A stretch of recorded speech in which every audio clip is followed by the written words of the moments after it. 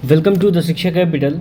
UP triple S C PET की आपकी series चल रही है। इसमें अभी तक हमने काफ़ी सारे प्रश्नों को डिस्कस कर लिया है। ऐसे प्रश्न जो आपके प्रीवियस ईयर पेपर में आए थे और ऐसे प्रश्न जिनके आगे आने की पूरी संभावनाएं हैं, यानी कि मॉडल क्वेश्चंस के तौर पे आपके जो फ्रेश क्वेश्चन हैं इनके आगे आने की पूरी चांसेस हैं। पीवाईक्यू तो आपके पूछे ही जाते हैं। इस क्रम में आपके जो नए प्रश्न हैं उनको हम देख लेते हैं आज। प्रश्न कह रहा है कि खाक में मिलना मुहावरे का अर्थ क्या है। ए सब कुछ नष्ट हो जाना, बी बेचैन या परेशान होना, सी दबी हुई बात फिर से उठाना कह सकते हैं, उभरना, डी है अकड़ में रहना। खाक में मिलना इस मुहावरे का अर्थ क्या है ये पूछा गया है। सही उत्तर आपका यहाँ पे हो जाएगा ए, यानी कि सब कुछ नष्ट हो जाना, ये होता है खाक में मिलने का अर्थ। ठीक है, तो यहाँ पे ए ऑप्शन आपका जो होगा वो खाक में मिलने के लिए सही होगा। इसके बाद जो आपका अगला प्रश्न कह रहा है कि अनिल का पर्यायवाची शब्द यहाँ पे पूछा गया है। ए पवन, बी चक्रवात, सी अनल और डी पावस। अनिल का पर्यायवाची शब्द आपको पता है, अनिल जो पर्यायवाची शब्द है अनिल का वो पवन है, यानी ऑप्शन नंबर ए यहाँ पे करेक्ट होगा। अनिल के जो अन्य पर्यायवाची शब्द हैं यानी कि पवन के, वो वायु, समीर, मारुत, ये सब इस्तेमाल होते हैं। एक खास बात यहाँ पे ध्यान रखनी है कि अनिल पवन के लिए इस्तेमाल होता है, हवा के लिए इस्तेमाल होता है, वायु के लिए इस्तेमाल होता है। जो अनल शब्द है, अगर अनल पूछा जाता है तो अग्नि को कहा जाता है, यानी कि अनल मतलब अग्नि हो जाएगा और अनिल मतलब पवन हो जाएगा। चलिए आगे बढ़ते हैं। प्रश्न पूछा गया है गुप्त का विलोम यानी कि उल्टा शब्द कौन सा है। ए निष्ठ, बी जानना, सी प्रकट और डी गूढ़। गुप्त का विलोम शब्द कौन सा है। सही उत्तर यहाँ पे सी है, यानी कि प्रकट। गुप्त का जो विलोम शब्द है कौन सा है, प्रकट। यानी कि गुप्त मतलब जिसको छिपाया जाए और प्रकट मतलब जिसको जो प्रकट तौर पे सामने बताया जाए, इस तरीके से आप कह सकते हैं। प्रश्न है कि सद्भावना का संधि विच्छेद क्या होगा। ए सम धन भावना, बी सत धन भावना, सी सा प्लस द भावना, डी मतलब इनमें से कोई नहीं। ये डी मतलब का ऑप्शन जो है वो आपका है इनमें से कोई नहीं। तो यहाँ पे आपको बताना है कि सद्भावना का संधि विच्छेद सही मायने में कौन सा है। सही उत्तर आपका बी है, यानी कि सत प्लस भावना, सत धन भावना। कौन सी संधि है यहाँ पे व्यंजन संधि है, ये आपको ध्यान रखनी है बात। चलिए यहाँ पे कौन सा ठीक होगा, आपका बी सही होगा। अगला प्रश्न कह रहा है कि जागृति निम्नलिखित में से किस क्षेत्र से संबंधित शुभंकर है। यह प्रश्न आपका पूछा गया है। पहला है आयकर, बी है उपभोक्ता और जागरूकता, सी है जलवायु परिवर्तन और डी है क्रिप्टो मुद्रा। जागृति निम्नलिखित में से किस क्षेत्र से संबंधित शुभंकर है। तो ये जो किस क्षेत्र से संबंधित है, सही ऑप्शन बी, यानी कि उपभोक्ता जागरूकता। यानी कि उपभोक्ता मतलब कस्टमर, जागरूकता मतलब अवेयरनेस।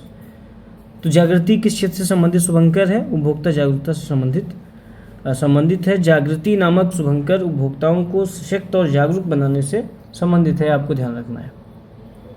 चलिए इस क्रम में जो आपका अगला प्रश्न है, प्रश्न कह रहा है कि महाराष्ट्र में स्थित औरंगाबाद का नया नाम बताना है आपको। ए संभाजी नगर, बी धुले, सी धाराशिव, डी सतारा। सही उत्तर आपका जो होगा वो ए होगा, यानी कि संभाजी नगर। महाराष्ट्र में जो औरंगाबाद है उसका नया नाम क्या है, संभाजी नगर। वर्ष 2022 में महाराष्ट्र जो गवर्नमेंट है, महाराष्ट्र गवर्नमेंट ने राज्य के 2 शहरों यानी कि औरंगाबाद और उस्मानाबाद का नाम बदलकर रेस्पेक्टिवली यानी कि क्रमशः क्या कर दिया, संभाजी नगर और धाराशिव। यानी कि अगर आपसे पूछा जाए औरंगाबाद का नाम क्या हुआ महाराष्ट्र में जो स्थित है नया नाम, तो संभाजी नगर। और उस्मानाबाद का अगर नाम पूछा जाए तो आपको बताना है धाराशिव। चलिए यहाँ पे सही उत्तर आपका कौन सा होगा, ए होगा, यानी कि संभाजी नगर। कब बदला गया, वर्ष 2022। चलिए इस क्रम में जो अगला प्रश्न कह रहा है आपका कि टाटा पावर सोलर ने किस राज्य में भारत की सबसे बड़ी फ्लोटिंग सौर ऊर्जा परियोजना शुरू की है। फ्लोटिंग मतलब तैरती सौर ऊर्जा परियोजना किस राज्य में शुरू की। तो ए असम, बी बिहार, सी केरल और डी उड़ीसा। सही उत्तर आपका सी यानी कि केरल होगा। टाटा पावर सोलर ने केरल राज्य में भारत की सबसे बड़ी फ्लोटिंग सौर ऊर्जा परियोजना शुरू की जून 2022 में। चलिए आगे बढ़ते हैं। इस क्रम में जो अगला प्रश्न है कि निम्नलिखित में से कौन सा देश भारत के साथ सबसे लंबी अंतर्राष्ट्रीय सीमा साझा करता है? ए बांग्लादेश, बी भूटान, सी नेपाल और डी इनमें से कोई नहीं। कौन सा देश भारत के साथ सबसे लंबी अंतर्राष्ट्रीय सीमा साझा करता है? सही उत्तर आपका हो जाएगा ए यानी कि बांग्लादेश। बांग्लादेश भारत के साथ सबसे लंबी अंतर्राष्ट्रीय सीमा साझा करता है, तकरीबन 4096 किलोमीटर की। और आपको पता है ये ऐसा देश है बांग्लादेश जिसकी सबसे बड़ी सीमा है भारत के साथ, ये आपको ध्यान रखना है। ये आपका ऑप्शन जो है यहाँ पे करेक्ट है, ये ऑप्शन यहाँ पे आपका ठीक होगा। अगला प्रश्न कह रहा है कि निम्नलिखित में से कौन सी इजराइल की राजधानी है? ए जेरूसलेम, बी बगदाद, सी डबलिन और डी इनमें से कोई नहीं। कौन सी इजराइल की राजधानी है पूछा गया है, तो यहाँ पे सही उत्तर होगा जेरूसलेम जो है वो इजराइल की राजधानी है। बगदाद आपको पता है इराक की राजधानी है और डबलिन आपको पता है आयरलैंड की राजधानी है।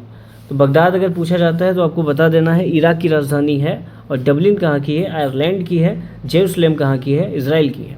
चलिए आगे बढ़ते हैं। अगला प्रश्न कह रहा है कि डाक कर्मयोगी पोर्टल का उद्देश्य क्या है? ए शिकायत निवारण, बी लगभग 4 लाख ग्रामीण डाक सेवकों की क्षमताओं में वृद्धि, सी सर्वश्रेष्ठ प्रदर्शनकर्ताओं को पुरस्कार और डी जनता की भागीदारी। तो डाक कर्मयोगी पोर्टल का उद्देश्य क्या है यहाँ पे पूछा गया है। सही उत्तर बी यानी कि लगभग 4 लाख ग्रामीण डाक सेवकों की क्षमताओं में वृद्धि, ये इस पोर्टल का क्या है? उद्देश्य है। सही उत्तर कौन सा हुआ? आपका बी हुआ। चलिए इस क्रम में आगे बढ़ते हैं। निम्नलिखित में से किस राज्य में विधान परिषद है? ए झारखंड, बी कर्नाटक, सी उड़ीसा और डी गुजरात। सही उत्तर आपका होगा बी यानी कि कर्नाटक। किस राज्य में विधान परिषद है? कर्नाटक में। भारत में आपको पता है 6 राज्यों में, जैसे उत्तर प्रदेश हो गया, बिहार हो गया, महाराष्ट्र है, आंध्र प्रदेश है, तेलंगाना और कर्नाटक में विधान परिषद है, ये आपको ध्यान रखना है। चलिए तो किस राज्य में विधान परिषद है? कर्नाटक में। सी आपका बी ऑप्शन यहाँ पे ठीक है। किस राज्य में विधान परिषद है? कर्नाटक में। इसके अतिरिक्त जो अन्य 5 राज्य हैं उत्तर प्रदेश, बिहार, महाराष्ट्र, आंध्र प्रदेश, तेलंगाना, जहाँ पर विधान परिषद भारत में है। चलिए आगे बढ़ते हैं। प्रश्न कह रहा है कि किस दिन को भारतीय वायुसेना दिवस के तौर पर मनाया जाता है? ए 8 फरवरी, बी 8 सितंबर, सी 8 अक्टूबर और डी 8 नवंबर। सही उत्तर सी यानी कि 8 अक्टूबर होगा। भारतीय वायुसेना दिवस प्रतिवर्ष 8 अक्टूबर को मनाया जाता है। चलिए आपको पता है कि इसी दिन यानी कि 8 अक्टूबर 1932 को भारतीय वायुसेना की स्थापना रॉयल इंडियन एयरफोर्स नाम से हुई थी। तो भारतीय वायुसेना दिवस के तौर पे जो दिन मनाया जाता है वो 8 अक्टूबर का मनाया जाता है। सही ऑप्शन यहाँ पे आपका सी होगा। चलिए अगला प्रश्न है कि निम्नलिखित में से किसे भारत का स्कॉटलैंड भी कहा जाता है? ए कुर्ग, बी श्रीनगर, सी मसूरी और डी दार्जिलिंग। सही उत्तर आपका ही होगा कुर्ग होगा। यहाँ पे किसे भारत का स्कॉटलैंड भी कहा जाता है? कुर्ग को कहा जाता है भारत का स्कॉटलैंड। कहाँ पड़ता है कुर्ग? यह आपका कर्नाटक में है, और भारत का स्कॉटलैंड के साथ साथ कर्नाटक का कश्मीर भी कहा जाता है, ये आपको ध्यान रखना है। चलिए अगला प्रश्न कह रहा है कि डैश कला मथुरा से स्टेसलिंग की पारंपरिक परंपरा है? ए कजरी, बी लघु कला, सी सांझी और डी आपका इनमें से कोई नहीं। तो कौन सी कला मथुरा से स्टेसलिंग की पारंपरिक कला है? मतलब रंगोली बनाने की जो विधि है, स्टेंसिल कह सकते हैं। तो यहाँ पे जो टर्म इस्तेमाल हुआ है वो स्टेंसिलिंग हुआ है। तो यहाँ पे सही उत्तर आपका हो जाएगा सी यानी कि सांझी। सांझी कला मथुरा की पारंपरिक कला है, और यह एक स्टेंसिल यानी कि रंगोली बनाने की विधि वाली कला है, ये आपको ध्यान रखना है।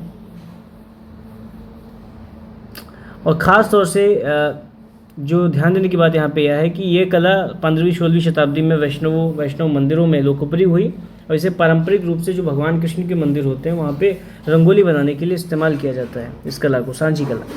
सही उत्तर यहाँ पे सी होगा। अगला प्रश्न है, निम्नलिखित में से 2014 में बनाया गया भारत का 29वां राज्य कौन सा है? ए तेलंगाना, बी झारखंड, सी उत्तराखंड, डी सिक्किम। 2014 में बनाया गया भारत का 29वां राज्य कौन सा है? तेलंगाना, झारखंड, उत्तराखंड या सिक्किम। सही उत्तर ए यानी कि तेलंगाना। 2 जून 2014 को भारत का 29वां राज्य तेलंगाना बना था, ये आपको ध्यान रखना है। 2014 में बनाया गया भारत का 29वां राज्य कौन सा है? तेलंगाना। तेलंगाना की राजधानी आपको पता है हैदराबाद है। चलिए, इस क्रम में जो अगला प्रश्न है यहाँ पे सही उत्तर ए हो जाएगा आपका। इस क्रम में जो अगला प्रश्न है कि निम्नलिखित में से किस व्यक्ति ने प्रसिद्ध पुस्तक the story of my experiments with truth लिखी थी? ऐसे प्रश्न आपका आ सकता है। ए महर्षि दयानंद सरस्वती, बी जवाहरलाल नेहरू, सी महात्मा गांधी और डी सरदार वल्लभ भाई पटेल। किताब का नाम है the story of my experiments with truth, सत्य के साथ जो प्रयोग नाम से आपकी पुस्तक आती है वो किसके द्वारा लिखित है? तो यहाँ पे सही उत्तर सी होगा, यानी कि महात्मा गांधी के द्वारा लिखित है the story of my experiments with truth. चलिए आगे बढ़ते हैं। इस क्रम में यहाँ पे आपका जो ऑप्शन होगा वो सी होगा, ठीक। आपको पता है महर्षि दयानंद सरस्वती की जो पुस्तक है सत्यार्थ प्रकाश, वो काफ़ी आती है, उसका आपको ध्यान रखना है। सत्यार्थ प्रकाश पुस्तक का नाम आपको ध्यान रखना है। इसके साथ ही साथ जवाहरलाल नेहरू की किताब द डिस्कवरी ऑफ इंडिया, ये भी आपको ध्यान रखना है। डिस्कवरी ऑफ इंडिया भी आपको ध्यान रखना है, ये भी पुस्तक पूछी जाती है। तो नेहरू की पुस्तक, जवाहरलाल नेहरू की पुस्तक हो गई the discovery of India, Dayanand Saraswati ji की जो पुस्तक हो गई वो सत्यार्थ प्रकाश, और महात्मा गांधी की जो पुस्तक हो गई the story of my experiments with truth. चलिए यहाँ पे ऑप्शन आपका ठीक हो जाएगा सी, यानी कि महात्मा गांधी जी। अगला प्रश्न है कि वायुमंडल में ग्रीन हाउस गैसें पृथ्वी के अधिकांश उत्सर्जित डैश को अवशोषित करती हैं जो निचले वायुमंडल को गर्म करती हैं। ए पराबैंगनी विकिरण, बी अवरक्त विकिरण, सी दृश्यमान प्रकाश और डी इनमें से कोई नहीं। वायुमंडल में ग्रीन हाउस गैसें पृथ्वी के अधिकांश उत्सर्जित, यहाँ पे सही ऑप्शन आपका हो जाएगा बी, अवरक्त विकिरण को अवशोषित करती हैं जो निचले वायुमंडल को गर्म करती हैं। आपको पता है वायुमंडल में जो ग्रीन हाउस गैसेज होती हैं, मीथेन, कार्बन डाइऑक्साइड आदि, वो पृथ्वी के अधिकांश अवरक्त विकिरण की दीर्घ तरंग जो दैर्ध्य होती हैं उनको अवशोषित करती हैं, आपको पता है। अगला प्रश्न है कि वॉलीबॉल निम्नलिखित में से किस देश का राष्ट्रीय खेल है? वॉलीबॉल के बारे में पूछा गया है। A Indonesia, B Nepal, C Argentina और डी इनमें से कोई नहीं। सही उत्तर बी होगा, यानी कि नेपाल। वॉलीबॉल किस देश का राष्ट्रीय यानी कि नेशनल प्ले है? तो नेपाल का है, ये आपको ध्यान रखना है। नेपाल का राष्ट्रीय खेल कब घोषित किया गया? इसे 23 मई 2017 को घोषित किया गया। और इससे पहले जो वहाँ का राष्ट्रीय खेल था वो दांडी बियो था। उसके बाद 2017 के बाद क्या हो गया? वॉलीबॉल हो गया राष्ट्रीय खेल, यानी कि नेशनल प्ले। चलिए अगला प्रश्न कह रहा है कि गौतम बुद्ध को ज्ञान किस नदी के तट पर प्राप्त हुआ था? ए गंगा, बी गंडक, सी पुनपुन, डी निरंजना। सही उत्तर आपको पता है, निरंजना नदी के तट पर प्राप्त हुआ था। पीपल के वृक्ष, जिसको बोधि वृक्ष कहा गया, पीपल के वृक्ष के नीचे उनको ज्ञान की प्राप्ति हुई, इनलाइटमेंट उनका हुआ। और बुद्ध ने अपना जो पहला उपदेश दिया वो वाराणसी के पास जो सारनाथ स्थान पड़ता है वहाँ पे दिया। और इनकी विशेष में इनके बारे में बातें आपको ध्यान रखनी, ये विशेष है कि कहाँ पे उपदेश दिया, तो सारनाथ में दिया, वाराणसी के समीप। किस वृक्ष के नीचे उनको ज्ञान की प्राप्ति हुई? तो पीपल के वृक्ष के नीचे। खास तौर से जो टर्म आपका इस्तेमाल होगा बोधि वृक्ष इस्तेमाल होगा। और कितनी वर्ष की उम्र में उनको इनलाइटमेंट हुई? तो 35 वर्ष की उम्र में उनको ज्ञान की प्राप्ति हुई। किस नदी के तट पर? निरंजना नदी के तट पर। चलिए इस क्रम में जो अगला प्रश्न है वो कह रहा है कि हर्षवर्धन के शासनकाल के दौरान निम्नलिखित में से कौन सी नई राजधानी थी जो थानेसर से स्थानांतरित हुई थी? ए कन्नौज, बी पाटलिपुत्र, सी मगध और डी कुरुक्षेत्र। सही उत्तर आपका हो जाएगा ए, यानी कि कन्नौज। कन्नौज आपको पता है हर्षवर्धन का जो टाइम पीरियड है शासन का वो 606 से 647 ईस्वी का है। ये चीज़ आपको ध्यान रखनी है, यहाँ से प्रश्न आपका बन सकता है।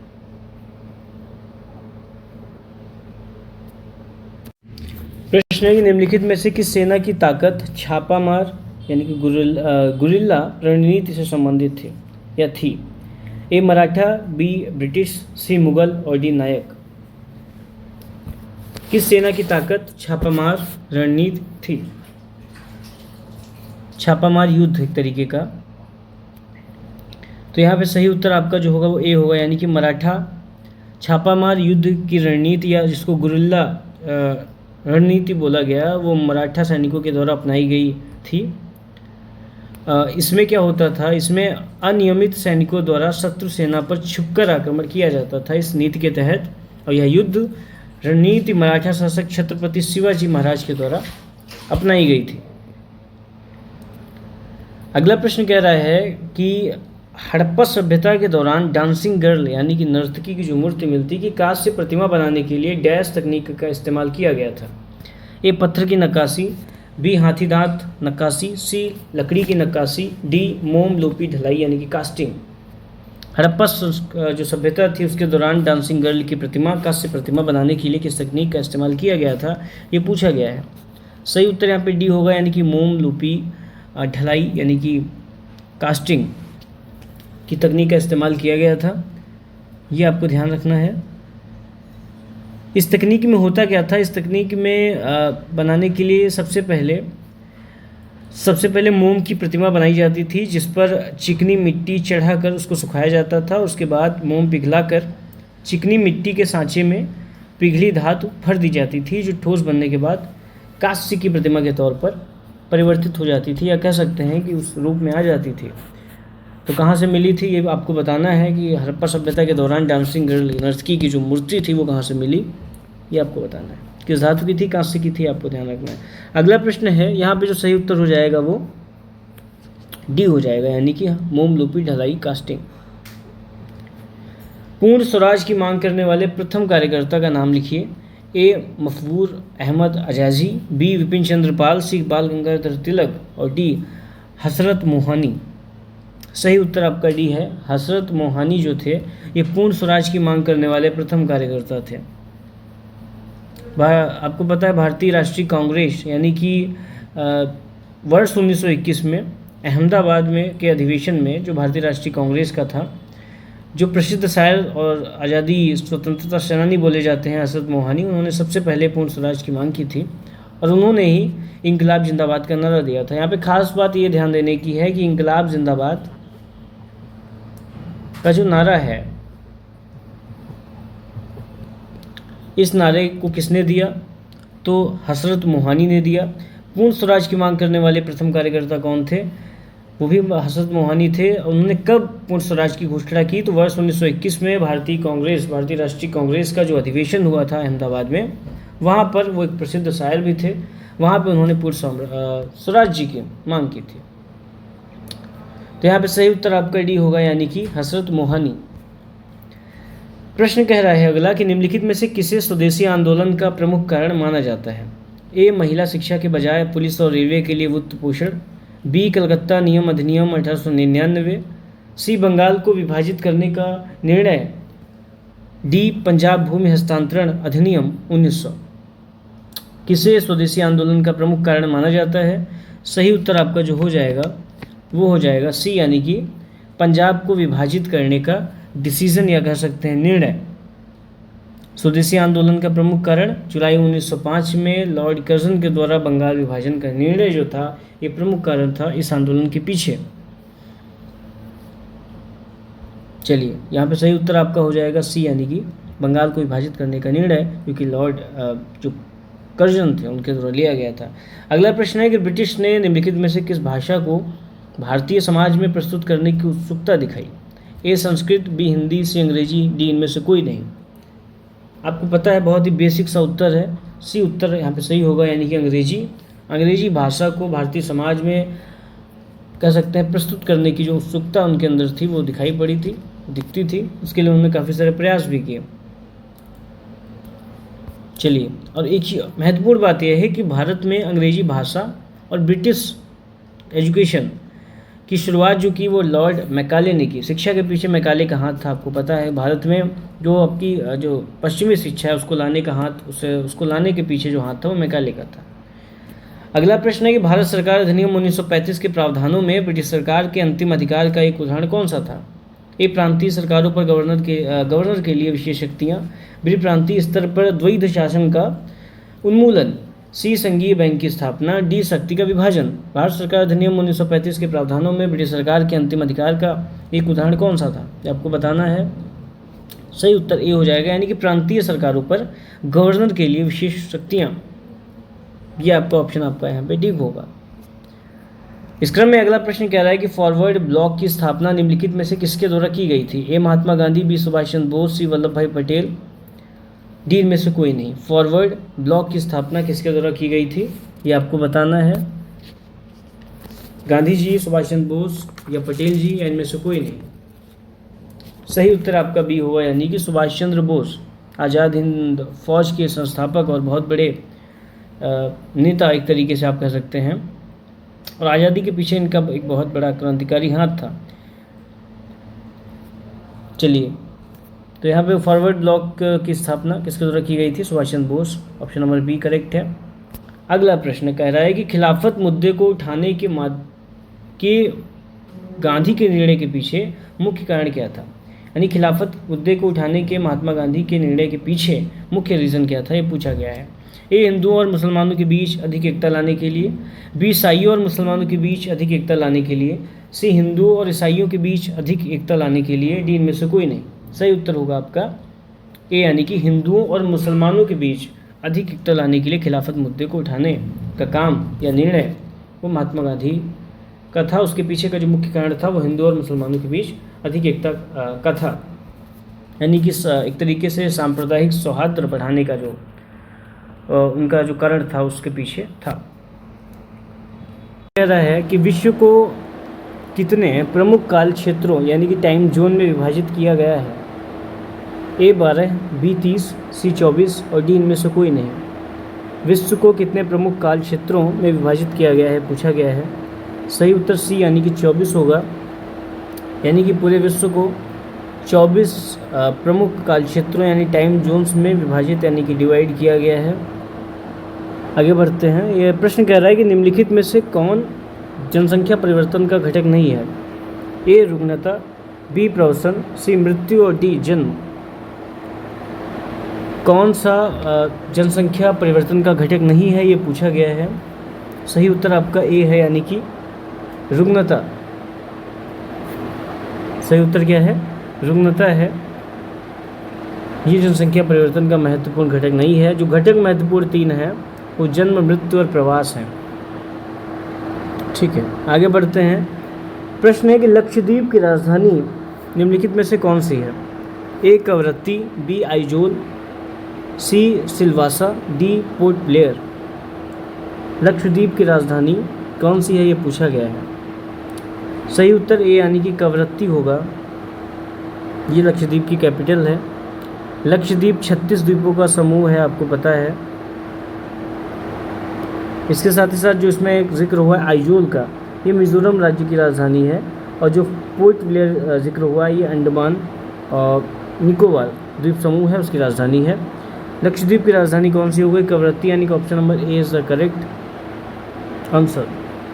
अगला प्रश्न कह रहा है कि स्थिरता के साथ विकास यानी कि डेवलपमेंट विद स्टेबिलिटी के उद्देश्य से निम्नलिखित में से कौन सी पंचवर्षीय योजना शुरू की गई थी? ए, चौथी पंचवर्षीय योजना। बी, छठी पंचवर्षीय योजना। सी, तीसरी पंचवर्षीय योजना। डी, 5वीं पंचवर्षीय योजना।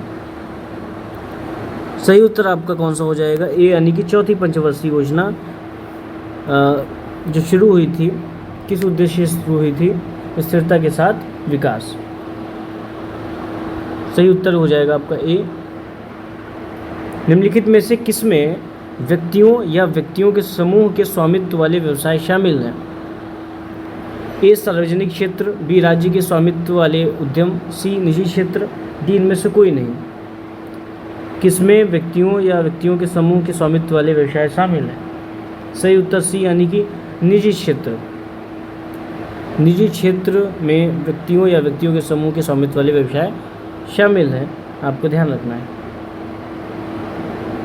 चलिए, प्रश्न अगला कह रहा है कि उस जंगल का नाम बताइए जिसे पृथ्वी ग्रह के फेफड़े के रूप में जाना जाता है।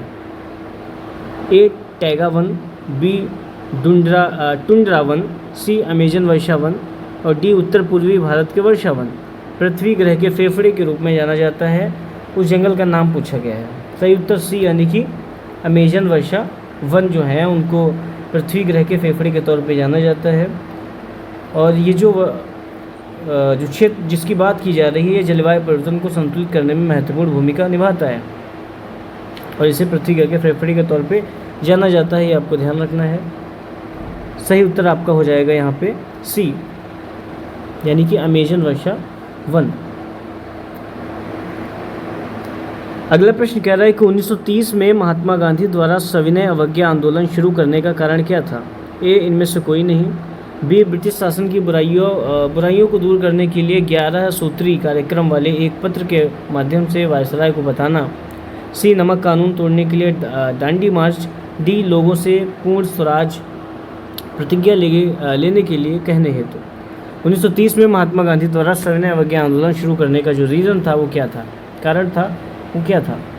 सही उत्तर होगा बी यानी कि ब्रिटिश शासन की बुराइयों को दूर करने के लिए 11 सूत्री कार्यक्रम वाले एक पत्र के माध्यम से वायसराय को बताना। चलिए,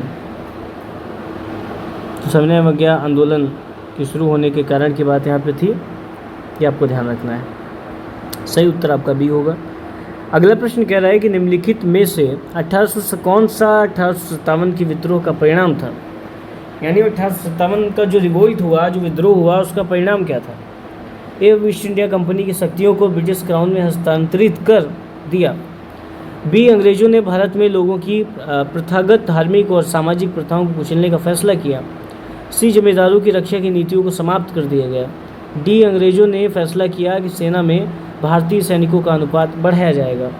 निम्नलिखित से कौन सा 1857 के विद्रोह का परिणाम था, ये आपको बताना है। सही उत्तर ए यानी कि ईस्ट इंडिया कंपनी की शक्तियों को ब्रिटिश क्राउन में हस्तांतरित कर दिया। ये यहाँ पे जो आपका ऑप्शन है वो ठीक होगा। यानी कि 1857 के रिवोल्ट के बाद ब्रिटिश संसद ने 1858 में एक नया कानून पारित किया और ईस्ट इंडिया कंपनी के सारे अधिकार ब्रिटिश साम्राज्य के हाथ में क्या किए, सौंप दिया। ईस्ट इंडिया कंपनी क्या थी, एक व्यापारिक संगठन था, जैसा कि आपको पता है। अगला प्रश्न है कि निम्नलिखित में से कौन पृथ्वी का सबसे बड़ा अंतःस्थलीय जल निकाय है। इनमें से कोई नहीं, बी सुपीरियर झील, सी कैस्पियन सागर और डी बैकाल झील। कौन सा पृथ्वी का सबसे बड़ा अंतःस्थलीय जल निकाय है। सही उत्तर आपका सी यानी कि कैस्पियन सागर पृथ्वी का सबसे बड़ा अंतःस्थलीय जल निकाय है। और जो यहाँ पे मेंशन है, यहाँ पे सही उत्तर सी होगा। बैकाल झील आपको पता है विश्व की सबसे गहरी झील है, तो झील आपको ध्यान रखनी है। बैकाल झील दुनिया की सबसे गहरी झील, सुपीरियर झील विश्व की सबसे बड़ी ताजे जल की झील, कह सकते हो फ्रेश वाटर की झील, ताजे पानी की झील। तो ये चीज़ें आपको ध्यान रखनी है। बैकाल झील विश्व की सबसे गहरी झील और सुपीरियर झील विश्व की सबसे बड़ी ताजे जल की झील। और कैस्पियन तो आपको ध्यान ही रखना है। पृथ्वी का सबसे बड़ा अंतःस्थलीय जल निकाय कैस्पियन सागर को कहा जाता है, या है। कैस्पियन सागर अंतःस्थलीय सबसे बड़ा जल निकाय है। अगला प्रश्न कह रहा है कि निम्नलिखित में से कौन स्वतंत्र भारत का पहला भारतीय गवर्नर जनरल था। ए खान अब्दुल गफ्फार खान, बी मौलाना आज़ाद, सी राजगोपालाचारी, डी सरदार वल्लभ भाई पटेल। कौन सा स्वतंत्र भारत का पहला गवर्नर जनरल था। सी गोपालाचारी। सही उत्तर सी होगा। सी गोपालाचारी स्वतंत्र भारत के पहले भारतीय गवर्नर जनरल थे, यानी कि आज़ादी के बाद भारत के पहले भारतीय गवर्नर जनरल। अगला प्रश्न क्या है। अगला प्रश्न कह रहा है कि निम्नलिखित में से किस अधिनियम के द्वारा बर्मा को भारत से अलग किया गया था। ए भारत सरकार अधिनियम 1935, बी रागनी की उद्घोषणा, सी मिंटो मार्ले सुधार, डी मॉन्टेग्यू चेम्सफोर्ड सुधार 1919। किस अधिनियम के द्वारा बर्मा को भारत से अलग किया गया था, ये पूछा गया है। सही उत्तर ए होगा, यानी कि भारत सरकार अधिनियम 1935 के द्वारा बर्मा को भारत से अलग किया गया था। ये आपको ध्यान रखना है। अगला प्रश्न है कि भारत को ब्रिटिश नियंत्रण से मुक्त करने के लिए भारतीय राष्ट्रीय सेना यानी कि आईएनए का गठन किसने किया? ए रास बिहारी बोस, बी भगत सिंह, सी मोहन सिंह, डी सुभाष चंद्र बोस। आपको पता है सुभाष चंद्र बोस यहाँ पे करेक्ट होगा। आईएनए का जो गठन किया वो सुभाष चंद्र बोस जी ने किया। भारतीय राष्ट्रीय सेना कब किया? 1943 में, यानी आज़ादी से ठीक, आज़ादी हमको 47 में मिलती है, 43 में सेना का गठन कर लेते हैं, आईएनए का गठन कर देते हैं सुभाष चंद्र बोस जी। एक यहाँ पे ध्यान देने की बात है कि आज़ाद हिंद फौज की स्थापना का जो विचार था वो सबसे पहले कैप्टन मोहन सिंह ने प्रस्तुत किया था। ये यहाँ पे ध्यान देने की बात है क्योंकि यहाँ पे मोहन सिंह का जिक्र हुआ है ऑप्शंस में, तो मोहन सिंह ने ही सबसे पहले आज़ाद हिंद फौज की स्थापना का जो एक तरीके से आप कह सकते हैं विचार प्रस्तुत किया था, ये आपको ध्यान रखना है। आईएनए का गठन वर्ष 1943 में बोस जी ने किया, सुभाष चंद्र बोस जी ने किया। तो यहाँ पर सही उत्तर डी होगा। प्रश्न कह रहा है कि सागौन के जंगल भारत के निम्नलिखित में से किस राज्य में पाए जाते हैं? ए हिमाचल प्रदेश, बी मध्य प्रदेश, सी पंजाब और डी झारखंड। सागौन के जंगल भारत के निम्नलिखित में से किस राज्य में पाए जाते हैं? सही उत्तर होगा यहाँ पे आपका, कौन सा होगा आपका सही सा उत्तर? यहाँ पे सही उत्तर आपका होगा मध्य प्रदेश। सागौन के जंगल आपके किस राज्य में पाए जाते हैं? मध्य प्रदेश में पाए जाते हैं, ये आपको ध्यान रखना है।